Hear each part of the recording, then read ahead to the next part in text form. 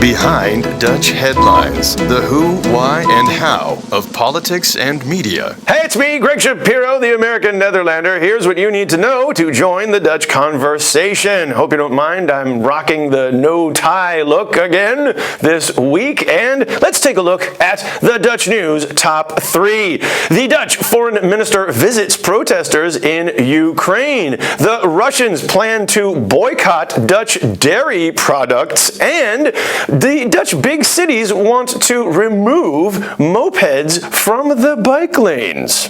Did I read that right? The Dutch big cities are trying to get the Minister of Transport to put all the scooters, or as the Dutch call them, brommers, on the street. That would be great. And yet, I don't think it's a good idea. Why? Stay tuned. Our top story this week. Well, we're going to take a break from some of the heavier topics of previous weeks, and we're going to take a look at the idea of Dutch leadership. Obviously, we have a Dutch prime minister right now who's a relatively young and happy guy. We've also got, in 2013, a new head of state, the King Willem-Alexander. And the question is, where are we going in the year 2014? There are a lot of potential leaders who would be stepping up and helping the Dutch punch above our weight on the world stage. This week we take a look at the Labour Party PVDA. There are a number of fresh young faces and politically they're sexy enough to earn a comparison with, I'm going to say,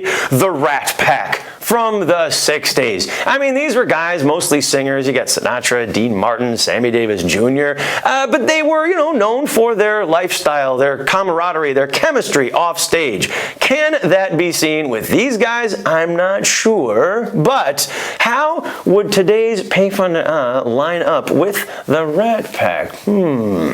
Who's Sinatra? Well, the main question is, who's got the biggest voice? And I think you'd have to say that's Frans Timmermans, the foreign minister, who has been increasing his international profile recently. Who showed up at the Mandela Memorial? Was it Mark Rutte? No, it was the foreign minister, Frans Timmermans, who showed up to support the Ukrainian protesters and let them know that Europe has not forgotten about them. That was the Dutch foreign minister, Frans Timmermans, who went on a trade mission to Israel and did not follow the script by visiting the contentious settlements in the way the Israeli government suggested. That was Frans Timmermans. So we're going to go ahead and call him Sinatra. So, who would be the Dean Martin? Well, think. Who's the second most influential member of this group? That would have to be Jeroen Dijsselbloem. Not just the Dutch finance minister, but also the head of the Euro group. And about a year ago when he was appointed, he started out by making some big international headlines. And since then, we haven't heard much from him in that role. And a lot like Dean Martin, who drank too much, Dijsselbloem had a big start and then kind of passed out. So who's Sammy Davis Jr., the Candy Man? Well, you just have to find the black member of the group, which would be nobody, or the funny member of the group, which I don't know. Let's just call him Lodewijk Asscher because they're both Jews, and I can say that as an honorary member of the tribe. But Lodewijk Asscher is the one who guaranteed some social safety net for the Dutch laborers, and they might still be able to live the sweet life. So you could call him the Candy Man. But what about Diederik Samsom, the leader of the Labour Party? Let's call him Joey Bishop. He's clearly not the most influential. He doesn't have a ministry post. He would be maybe a backing vocalist in this situation. In the Rat Pack, he is the one with the street smarts who's calling the shots from behind the scenes. But the main question for the Rat Pack is, can they find an inspiring enough song to sing, and can they keep singing in tune? Next up, let's check in with the European perspective. Here is our Brussels correspondent, Wietse van der Gaast. And Wietse, what's hip, hot, happening in Brussels? Well, Greg, I like to quote people. And this week it's Bonnie Tyler. I need a hero. Europe needs a hero. Why? Nothing unites better than a common villain. And who to cast better in that role than Vladimir Putin? And the battleground is set in Ukraine, where Putin is threatening to turn off the gas and leave the Ukrainians in a very cold winter because they were warming up a little bit too much towards the EU. Now, with Putin the villain, we need a hero, and that should be the president of the EU Commission. However, in 2014, we have to elect a new one. Okay, very impressive. EU Commission President. But here's my question. How does my vote, as yes, I can vote in the EU elections, how does my vote affect the Commission President?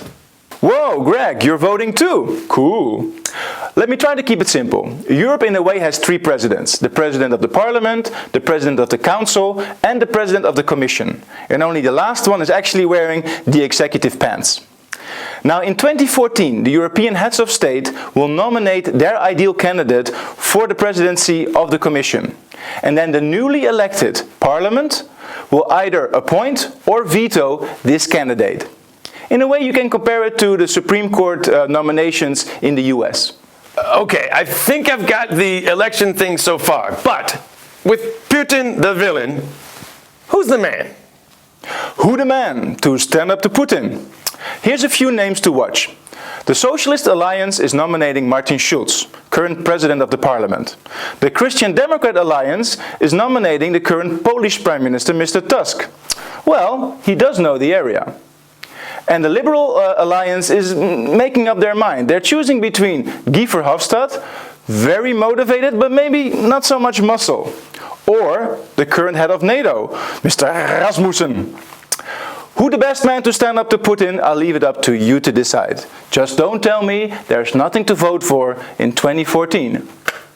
Thank you, Vitsa from Brussels, and we'll hear more from Europe next week. And as promised, we wanted to talk about the issue of scooters on the bike path. Is it finally time to kick them off? I'm going to go out on a limb and say, I don't think that's the problem, and I don't think that's the solution. You know, bikes may be a symbol of living in the Netherlands, and if that's true, then the bike path is the symbol of Dutch society, and we should be able to tolerate each other. Let's not stigmatize one group of people. Let's call them scooter riders. And there are people who break the law. The law should be able to punish them and stop that from happening, and maybe generate some much needed revenue for the big cities.